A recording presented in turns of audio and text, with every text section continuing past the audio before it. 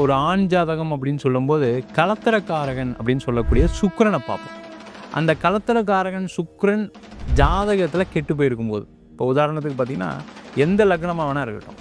எந்த லக்னமா இருந்தாலும் அந்த சுக்கிரன் 3, 6, 8, 12ல இருக்கும்போது பார்த்தீங்கன்னா, நெறைய பேருக்கு திருமண யோகத்தை தடை செய்யக்கூடிய ஒரு அமைப்பா இருக்கு. அது மட்டும் இல்லாம ஒரு ஜாதகத்தில சுக்கிரன் என்ற ராசிக்கு ஒரே ராசியில முக்கியமா ஒரு பெண் ஜாதகத்துல திருமண யோகத்தை கொடுக்கக்கூடிய ஒரு முக்கியமான கிரகம் செவ்வாய். இந்த 2 கிரகத்தையும் பார்க்கணும். அப்போ ஒரு பெண் ஜாதகத்துல அந்த செவ்வாய் நின்ற ராசிக்கு ஒரே ராசியில ராகு இருக்கிறது, 5ஆம் இடத்துல ராகு இருக்கிறது, 9ஆம் இடத்துல ராகு இருக்கிறது அவங்களுக்கு அந்த திருமண யோகத்தை தடை பண்ணுது. அதே போல அந்த பெண் ஜாதகத்துல பார்த்தீங்கன்னா நித்திய கல்யாண பெருமாள் அப்படின்னு சென்னையில் மகாபலிபுரம் போகிற வழியில் ஒரு பெருமாள் கோயில் இருக்குது. அங்கே போய் அந்த பெருமாளுக்கு ஒரு மாலை சாத்திட்டு அந்த மாலையை அந்த ஆண்கள் போட்டுக்கிட்டு வலம் வந்தாங்க அப்படின்னா அவங்களுக்கு திருமண யோகத்தை கொடுக்கக்கூடிய ஒரு அமைப்பை கண்டிப்பாக கொடுக்குது. அதே போல் ஒரு ஆண் பெண் ஜாதகத்தில் திருமணம் ஆகலை அப்படின்போது அவங்களுக்கு திருமணம் சேர்க்கும்போது பார்த்திங்கன்னா அவங்க ராசிக்கு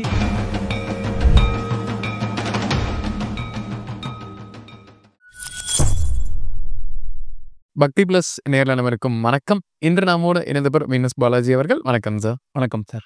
சரி, பாருங்க சார், திருமணமாகாத ஜாதக அமைப்பு அப்படிங்கிற தலைப்பில் பார்க்கலாங்க சார். நிறைய பேர்த்துக்கு இது திருமணமே ஆகாமல் 90s கிட்ஸ் இப்போ பெரும்பாலான நபர்கள் 30 வயதை கடந்திருக்காங்க சார்.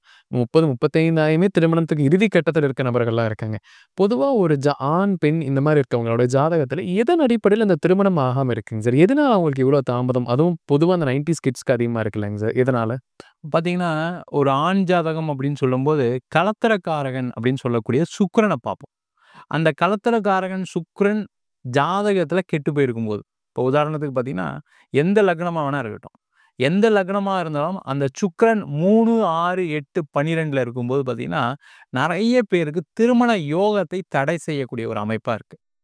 அது மட்டும் இல்லாமல் ஒரு ஜாதகத்தில் சுக்கிரன் என்ற ராசிக்கு ஒரே ராசியில் ராகு, 5வது ராசியில ராகு, 9வது ராசியில ராகு. இந்த மாதிரி அமைப்பு இருந்தாலும் அவங்களுக்கு திருமண வாழ்க்கை இல்லை அப்படின்ற மாதிரி இருக்கு.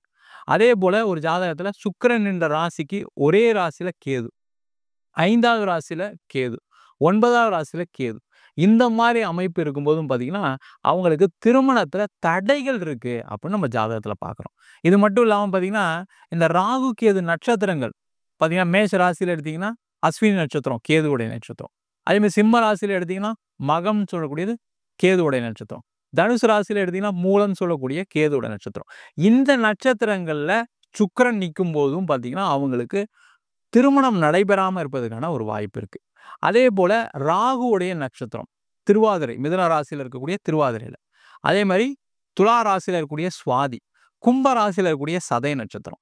இந்த நட்சத்திரங்களையும் இந்த கலத்திரக்காரகன் சுக்கிரன் இருக்கக்கூடிய ஆண் ஜாதகத்துல அவங்களுக்கு திருமணம் நடைபெறாமல் இருப்பதற்கான வாய்ப்புகள் நிறைய இருக்கு. இதனால தான் பார்த்தீங்கன்னா நிறைய பேருக்கு திருமணம் ஆகாமல் இருக்கு.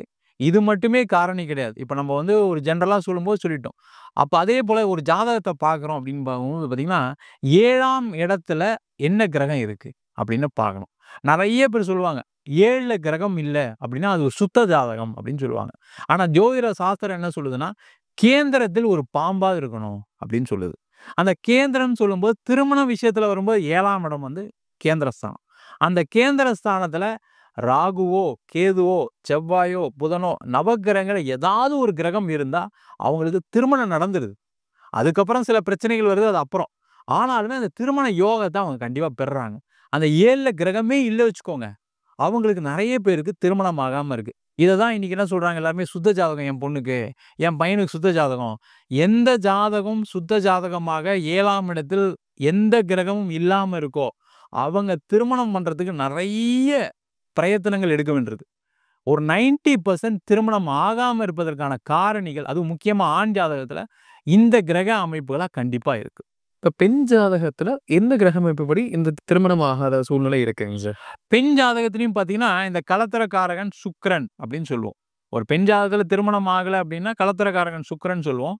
முக்கியமா ஒரு பெண் ஜாதகத்துல திருமண யோகத்தை கொடுக்கக்கூடிய ஒரு முக்கியமான கிரகம் செவ்வாய். இந்த 2 கிரகத்தையும் பார்க்கணும். அப்போ ஒரு பெண் ஜாதகத்துல அந்த செவ்வாய் நின்ற ராசிக்கு ஒரே ராசியில ராகு இருக்கிறது, 5ஆம் இடத்துல ராகு இருக்கிறது, 9ஆம் இடத்துல ராகு இருக்கிறது அவங்களுக்கு அந்த திருமண யோகத்தை தடை பண்ணுது. அதேபோல அந்த பெண் ஜாதகத்துல செவ்வாயினுடைய ராசிக்கு ஒரே ராசியில கேது இருக்கிறது, 5வது ராசியில கேது இருக்கிறது, 9வது ராசியில கேது இருக்கிறது. அவங்களுக்கு அந்த திருமண யோகத்தை தடை பண்ணுது. அது மட்டும் இல்லாம அந்த திருமணம் நடந்தா கூட, அந்த திருமணத்தினால ஏற்படக்கூடிய சுகங்கள் அப்படின்னு பார்க்கும்போது ஜாதகத்துல சுக்கிரன திருப்பி போய் பார்ப்போம். அப்ப அந்த சுக்கிரன் ராசிக்கு ராகு, கேது தொடர்பு ஏற்படும்போது பார்த்தீங்கன்னா, அவங்களுக்கும் அந்த திருமண யோகத்துல ஒரு பிரச்சனைகள் எப்பவுமே வந்துகிட்டே இருக்கு. இதனால தான் பார்த்தீங்கன்னா, நெறைய ஆண் ஜாதகம் நீங்க நெறைய ஆண் ஜாதகத்த எடுத்து பார்த்தீங்கன்னா, இப்ப நம்மகிட்டயே கிளாஸ் எடுக்கிறோம் நெறைய ஜாதகங்கள் வரும். அப்ப நம்ம ஸ்டூடண்ட்ட சொல்லும்போது, "இந்த மாரி கிரக சேர்க்கை இருக்கா பாருங்க. இவங்களுக்கு திருமண யோகம் இல்ல." அப்படின்னு சொல்லும்போது, இந்த கிரக சேர்க்கை ஒரு 90% மேட்ச் ஆகுது.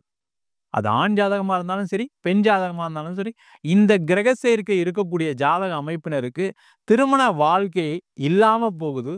ஒரு 10% பார்த்தீங்கன்னா, திருமண வாழ்க்கை ஏற்பட்டதுக்கு அப்புறம் நெறைய பிரச்சனைகள சந்திக்கக்கூடிய ஒரு அமைப்ப கண்டிப்பா பெறுறாங்க.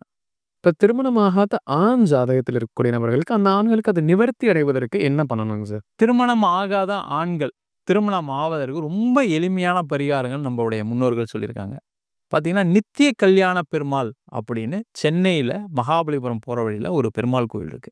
அங்க போயி அந்த பெருமாளுக்கு ஒரு மாலை சாத்திட்டு, அந்த மாலைய அந்த ஆண்கள் போட்டுக்கிட்டு வலம் வந்தாங்க அப்படின்னா, அவங்களுக்கு திருமண யோகத்தை குடுக்கக்கூடிய ஒரு அமைப்ப கண்டிப்பா குடுக்குது.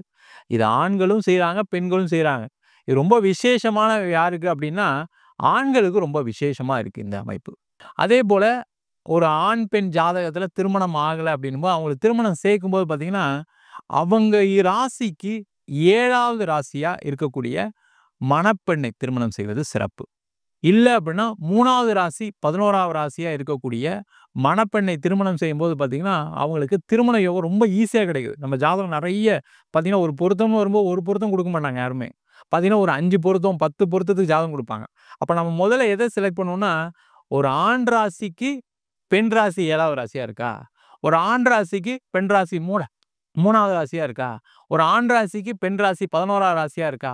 அப்படி பார்த்து மேட்சிங் பண்ணும்போது என்ன ஆகும்னா, அந்த ஆணுக்கும், பெண்ணுக்கும் ஒரு ஈர்ப்பு ஏற்படும். திருமணமே பார்த்தீங்கன்னா, ஒருத்தர ஒருத்தர் பிடிக்கணும். ஒரு ஆணும், பெண்ணும் பார்த்தா பிடிக்கணுமா இல்லையா? அந்த பிடிக்கும்போது தான் திருமணம் ஏற்படும். அந்த மாரி ஈர்ப்ப குடுக்கக்கூடிய ஒரு அமைப்ப இந்த ராசி பொருத்தம் கண்டிப்பா குடுக்கும். திருமணமாகாத பெண்களுக்கு அவங்க நிவர்த்தி அப்படின்னா என்ன பண்ணலாங்க சார்? திருமணம் ஆகாத பெண்கள் அப்படின்னு சொல்லும்போது மெயினா பார்த்தீங்கன்னா, நம்ம முதல்ல சொன்னோம். செவ்வாய் தான் முக்கியமான காரகர். திருமணம்க்கு தடைய குடுக்கக்கூடியவருக்கு. ஒரு பெண் ஜாதகத்துல திருமண தடை ஏற்படுவதற்கான மிக மிக முக்கிய காரணம் அந்த செவ்வாய் தான். அந்த செவ்வாய் அப்படின்னு சொல்லக்கூடிய முருகனுடைய வழிபாடு. பெரிய விஷயமே கிடையாது. நெறைய முருகனுடைய ஆலயங்கள் நம்ம தமிழ்நாட்டுல நெறைய இருக்கு. பிரசித்தி பெற்ற ஆலயங்கள் இருக்கு. அது மட்டும் நார்மலா எல்லா உள்ளூர்லயுமே முருகனுடைய ஆலயம் இருக்கு. அந்த முருகனுடைய ஆலயத்துல போயி ரெகுலரா செவ்வாய்க்கிழமை காலையில 6 டூ 7 அந்த முருகன பிரார்த்தனை பண்ணிட்டு, அந்த முருகன் கோயில ஒரு 3 வாட்டி வலம் வந்தாங்கன்னா, கண்டிப்பா அவங்களுக்கு திருமண யோகம் கிடைக்கும். அந்த திருமண யோகம் எப்படி இருக்கும்னா, வரக்கூடிய கணவர் நல்லா அந்த பெண்ணை புரிந்து கொள்ளக்கூடிய கணவரா, நீண்ட காலம் சந்தோஷமா வாழக்கூடிய கணவரா அமைவதற்கான ஒரு வாய்ப்பு உண்டு. அதேபோல பெண் ஜாதகத்துல பார்த்தீங்க அப்படின்னா, மெயினா முக்கியமா இந்த ரஜு பொருத்தம், யோனி பொருத்தம் அப்படின்னு பார்ப்போம். இந்த ரஜு பொருத்தம், யோனி பொருத்தம் இருக்கக்கூடிய ஒரு ஆண் ஜாதகத்த சேர்க்கும்போது பார்த்தீங்கன்னா, அவங்களுக்கு திருமண யோகம் வருது. இது மட்டும் இல்லாம அதுல முக்கியமா தின பொருத்தம்னு ஒண்ணு சொல்லுவோம். அந்த தின பொருத்தம் இருக்கக்கூடிய ஒரு ஜாதகரை, ஒரு ஆண் ஜாதகரை சேர்க்கும்போது பார்த்தீங்கன்னா, அவங்களுக்கு ஈஸியா ஒரு கல்யாணம் நடக்கிறதுக்கான சான்சஸ் இருக்கு. ஏன்னா, நம்ம முதல்ல சொன்ன மாரி தான். ஒரு ஆணுக்கும், ஒரு பெண்ணுக்கும் ஒரு ஈர்ப்பு இருக்கணும். ஒரு பொண்ண பார்க்குறாங்க. பொண்ண பார்த்து தான் கல்யாணம் பண்றாங்க. ஒரு ஃபோட்டோ பார்த்து தான் கல்யாணம் பண்றாங்க. அப்ப அந்த பொண்ணுடைய ஃபோட்டோ பார்க்கும்போது ஒரு ஆணுக்கு பிடிக்கணுமா இல்லையா? அந்த பெண்ணுக்கு ஒரு ஆண பிடிக்கணுமா இல்லையா? அந்த மாரி ஈர்ப்ப குடுக்கக்கூடிய ஒரு முக்கியமான விஷயமாக இந்த தின பொருத்தம் அப்படின்னு சொல்லக்கூடிய ஜாதகத்துல இருக்கு. அந்த தின பொருத்தம் இருக்கும்போது, அவங்களுக்கு திருமண யோகம் ஈஸியா நடப்பதற்கான வாய்ப்பு கண்டிப்பா உண்டு. திருமணமாகாத நபர்களுக்கு என்னென்ன பரிகாரம் செய்யலாம்? என்ன நிவர்த்தி? என்ன காரணம்? அப்படிங்கிறது முழுமையா பார்த்தோங்க சார். கண்டிப்பா நம்ம நேயர்களுக்கு ஒரு பயனுள்ள கருத்துக்கள் அமைந்திருக்கும். மீண்டும் ஒரு பதில் சந்திக்கலாம். ரொம்ப நன்றி. வணக்கம் சார்.